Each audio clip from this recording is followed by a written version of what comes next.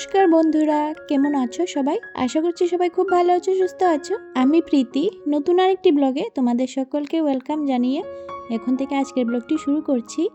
I hope আজকের ব্লগটি তোমাদের ভালো লাগবে, তো সম্পূর্ণ ভিডিওতে আমার সঙ্গে থেকো।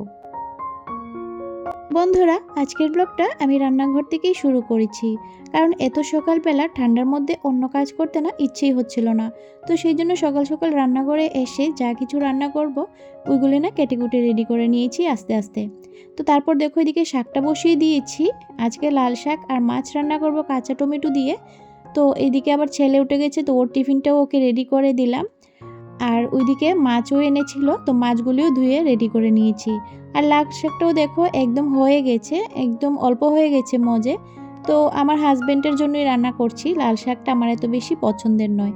তো যাই হোক, দেখো মাছগুলি ধুয়ে নিয়েছি ভালো করে। আর মাছগুলি না একদম ফ্রেশ, এখনই বাজার থেকে এনেছে আর কি, জাস্ট। আর আমাদের বাড়ি না একদম বাজারের কাছে, তো সেই জন্য না প্রত্যেক দিন যা লাগে তো সঙ্গে সঙ্গে আনে, তো সঙ্গে সঙ্গেই রান্না করা হয় একদম ফ্রেশ ফ্রেশ। তো বেশি দিনের জন্য মাছ মাংস বা সবজি এনে যে ফ্রিজে রেখে দেওয়া, এই জিনিসটা আমাদের ঘরে হয় না। তো দেখো মাছগুলি ভালো করে ধুয়ে লবণ হলুদ দিয়ে এখন ভেজে নেব। আর তারপর আজকে কাঁচা টমেটো দিয়ে রান্না করব ঝোল দিয়ে। 3 দিন হলো, 3 দিন ধরে সূর্যের কোনো দেখা নেই আমাদের দিকে। 3 দিন পর আজকে 4 দিনের দিনে সূর্যি মামার দেখা পাওয়া গেল, তাও সকালের দিকে নয়, একদম দুপুরবেলার দিকে। তো কাজবাজ সেরে অনেক কাপড় চোপড় না আজকে ধুয়ে দিয়েছি, কারণ ওই যে অনেক দিন ধরে জমে গিয়েছে, আর রোদ নেই বলে না ধুতেও পারছিলাম না।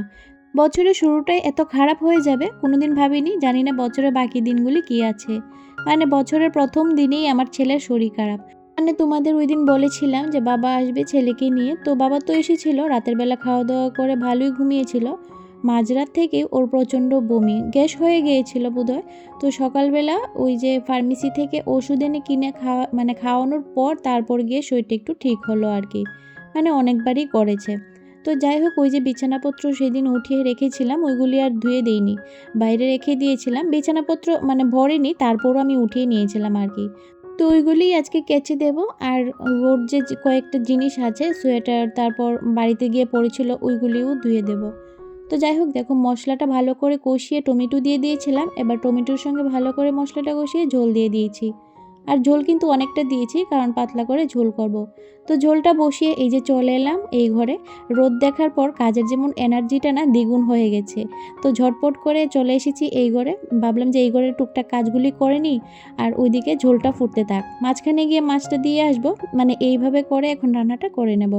রোদটা এসেছিলো প্রায় 10:30 11টার দিকে। আর তোমাদের তো বললামই শীতের মধ্যে কাজ কিন্তু আমি একটু দেরি করেই করি, কারণ দেখো নিজে যখন অসুস্থ হয়ে পড়ে থাকবো তখন কিন্তু দেখার মতো কেউ থাকবে না। তো নিজের দিকটা বুঝে কাজবাজ করি, কারণ এত সকালবেলা উঠে ঠান্ডা বাদিয়ে নিলে তা আমাকেই কে দেখবে আর আমার সংসারটাই কে দেখবে। তো তারপর এই যে কম্বলটা একটু রোদে দিয়ে এলাম, আর এই যে এখন বিছানাটা গুছিয়ে নিচ্ছি। শরীর খারাপ হয়ে পড়ে থাকলে তখন বোঝা যায় কে আপন কে পর। মানে খারাপ সময় যদি জীবনে না আসে, তাহলে এই যে মুখোশধারী যে কিছু মানুষ আছে ওইগুলি কিন্তু ওইজনদের কিন্তু ভালোভাবে কোনোভাবেই চেনা সম্ভব নয়। তাই আমি মনে করি কি জানো তো, জীবনে একটা সময় হলেও একটু খারাপ সময় আসা দরকার প্রত্যেকের জীবনে। আর আমাদের জীবনে যদি খারাপ সময় না আসে, তাহলে আমরা ভালো সময়ের মূল্যটা কিভাবে বুঝবো বলো, তাই না? তো খারাপ সময় দিয়ে অনেকটাই পার করে এসেছি, জানি না সামনে আরও কী আছে। ভালো খারাপ নিয়েই তো আমাদের জীবন। তো যাই হোক, এই যে বিছানা গুছিয়ে এখন এই যে ছেলে টিফিন খেয়েছিল এইগুলোই ছিল। তো এগুলি নিয়ে আবার চলে এলাম রান্নাঘরে। তো ঝোলটা উঠেছে, তারপর টমেটোগুলি সেদ্ধ হয়ে গেছে, এবার মাছগুলি দিয়ে দিলাম। তারপর একটু ফুটলে এই যে ধনেপাতা দিয়ে নামিয়ে নেব। আর ওইদিকে ভাতও হয়ে গেছে, তোমাদের সঙ্গে আর সবটা শেয়ার করছি না আজকে। আর তারপর কিন্তু চুলা টুলা মুছে তারপর একেবারে চলে যাব ওই ঘরে।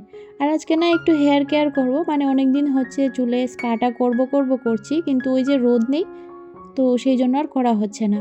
তো আজকে যেহেতু রোদও উঠেছে, তো ভাবলাম যে কাজের ফাঁকে নিজেরও একটু যত্ন নেওয়া প্রয়োজন। তো ভাবলাম যে না, আজকে হেয়ার কেয়ারটা করেই নেব। মানে স্পার ক্রিমটা লাগিয়ে তারপর ঘরের বাকি কাজগুলি করব। রান্না যেহেতু হয়ে গেছে, তো এখন আর কোনো তাড়া নেই। তো এখন এই যে ঘরটা গুছিয়ে ঘরটা ঝাড়ু দিয়ে ওই যে বেড কাভারগুলি ভিজিয়ে রেখেছিলাম সার্ফের জলে, ওইগুলি ধুয়ে দেব। আর কিছু কাপড় চোপড় আরও ভিজিয়ে রাখবো সার্ফের জলে। আর তারপর এগুলো ছাদে মেলে এসে তারপর মানে স্পার ক্রিমটা লাগাবো আর কি। তো এই যে ছেলের কিছু কাপড় চোপড় আছে যেগুলো বাড়িতে পড়েছিল, তো এসেও তো 3 দিন হয়ে গেছে, তো ওইগুলো তো আর ধোয়া হচ্ছে না, তো সব কিছু আজকে ধুয়ে দিচ্ছি। তো 2-3 দিন আমার লাগবে আরও ধুয়ে দিতে, মানে ওর সোয়েটার, তারপর আজকে শুধু যে হালকা পাতলা ড্রেসগুলি আছে ওইগুলি ধুয়ে দিচ্ছি। তো এগুলি ভিজাচ্ছি আর ওইদিকে কিন্তু বাকি কাপড়গুলি কেচে নিয়েছি। এই কাপড়গুলি আবার স্নান করার সময় ধুয়ে দেব। আর ওগুলি ধুয়ে নিয়েছি কারণ স্নান করতে তো অনেকটা দেরি হবে, আর এগুলি সকালবেলা ভিজিয়ে রেখেছিলাম। তো এই যে ছাদে এবার চলে এসেছি মেলতে। আর এই যে ম্যাটটা দেখতে পাচ্ছ, ওই ম্যাটটা না ওই দিনই মানে ভরে গিয়েছিল, ওই যেদিন মানে বমি করেছিল আর কি। তো এটা ধুয়ে দিয়েছি, এটা আজ শুকিয়েছে, মানে 3 দিন হয়ে গেল আর কি। বন্ধুরা, তোমরা যদি এই পর্যন্ত আমার ভিডিওটি দেখে থাকো আর তোমাদের যদি একটু হলেও ভালো লাগে, তাহলে প্লিজ একটা লাইক করে দিও আর কমেন্ট করে জানিও তোমাদের কেমন লেগেছে। আর যদি ভালো লাগে তাহলে প্লিজ চ্যানেলটি সাবস্ক্রাইব করে এই বন্ধুটির পাশে থেকো, এই বন্ধুটিকে একটু সাপোর্ট করে দিও। আর বন্ধুরা, আরেকটা রিকোয়েস্ট আছে, যারা আমার চ্যানেলটি সাবস্ক্রাইব করছো দয়া করে ভালোবেসে চ্যানেলটি সাবস্ক্রাইব করে দিও। আর যদি ভালো না লাগে তাহলে সাবস্ক্রাইব করো না, কিন্তু এই যে সাবস্ক্রাইব করে আবার আনসাবস্ক্রাইব করে দিচ্ছ, এতে কিন্তু সত্যিই অনেকটা কষ্ট হয়, মনে অনেকটাই কষ্ট পায়, মানে অনেকটা ডিমোটিভেট হয়ে যায় আর কি। তো যাই হোক, দেখো কাপড়গুলি মেলে চুলগুলি ধুয়ে এসেছি শ্যাম্পু দিয়ে। তো এখন এই যে নিয়ে নিয়েছি স্পার ক্রিমটা, আর এটাতে একটু সিরাম দিয়েছি। তো ভালো করে মিক্সড করে নিয়েছি, আর এই যে এবার চুলগুলিকে ভালো করে আঁচড়ে দুপার্ট করে নেব। তারপর অল্প অল্প একটু করে চুল নিয়ে মানে ক্রিমটা লাগিয়ে ভালো করে টেনে তার এইভাবে রেখে দেবো আর কি কিছুক্ষণ। তো প্রত্যেক মাসে তো আর পার্লারে গিয়ে স্পা করা সম্ভব নয়, তো সেই জন্য ক্রিমটা নিয়ে এসেছি বাড়িতে, যখন সময় পাই তখন এই যে একটু হেয়ার কেয়ার করে নিই। পার্লারে গিয়ে তো প্রত্যেক মাসে করানো একদমই সম্ভব নয়, মাঝে মধ্যে আচ্ছা ঠিক আছে, কিন্তু ওই যে প্রত্যেক মাসে তো আর করা সম্ভব নয়। তো কিছুদিন পর পর যখনই মনে করো চুলটা যখনই একটু রাফ লাগে তখনই আমি মানে করে নিই আর কি। এই যে অল্প অল্প করে চুল নিয়ে অল্প অল্প ক্রিম নিয়ে ভালো করে টেনে পুরো মাথার চুলে লাগিয়ে নেব। সংসারের কাজ তো আমাদের সবসময়ই করতে হয়, সংসারের কাজকে তো আর ফাঁকি দেওয়া যায় না, কিন্তু এই সংসারের কাজের মধ্যেও নিজের যত্ন নেওয়াটাও কিন্তু খুব দরকার। তো সংসারের কাজের ফাঁকে ফাঁকে আমাদের যে হেয়ার কেয়ার, স্কিন কেয়ার বলো, ওইগুলো কিন্তু করতে হয় আর করতে হবেও, না হলে তো নিজের যত্ন করতে হবে, না হলে সংসারের যত্ন কিভাবে করব। তো এই হলো ব্যাপার। তো দেখো এইভাবে পুরো মাথায় আমি কিন্তু লাগিয়ে নিয়েছি ক্রিমটা, আর এবার একটু ভালো করে ম্যাসাজ করে দেব, আর তারপর এমনিতেই ছেড়ে দেব। আর তারপর কাজ করে নেব, বাকি যে ক্রিমটা আছে ওইটাও লাগিয়ে নিচ্ছি। সবটা ক্রিমই কিন্তু লেগেছে, মানে আমি যতটুকু নিয়েছিলাম একবারে, ভেবেছিলাম যদি লাগে তারপর আবার নেব, কিন্তু না, যেটুকু নিয়েছি ওইটুকুনি হয়ে গেছে।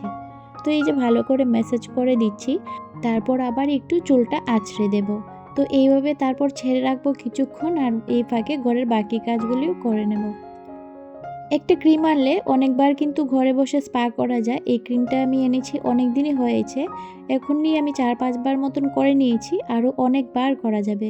তো তোমরা যদি চাও, যারা মনে করো যে এইভাবে হেয়ার কেয়ার করতে চাও, এইভাবে যে কোনো স্পা ক্রিম এনে তোমরা ইউজ করতে পারো, মানে যে তোমরা যেটা ইউজ করতে চাও আর কি। আমি যেহেতু হেয়ার স্ট্রেট করেছিলাম, তো সেই জন্য ম্যাট্রিক্সের স্পা ক্রিমটাই নিয়ে এসেছিলাম।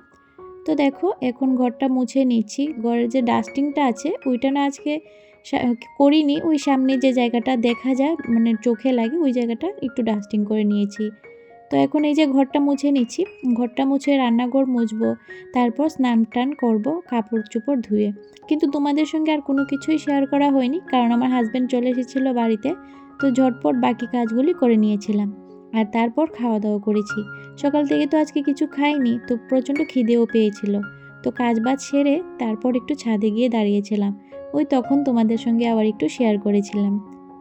তো দেখো ঘরটা মোছা হয়ে গেছে, আর তারপর কিন্তু চলে যাব স্নান করতে। তো এই যে খাওয়া দাওয়া করে একটু ছাদে এসেছি, চুলগুলিও ভিজে রয়েছে, তো ভাবলাম একটু ছেড়ে দিই।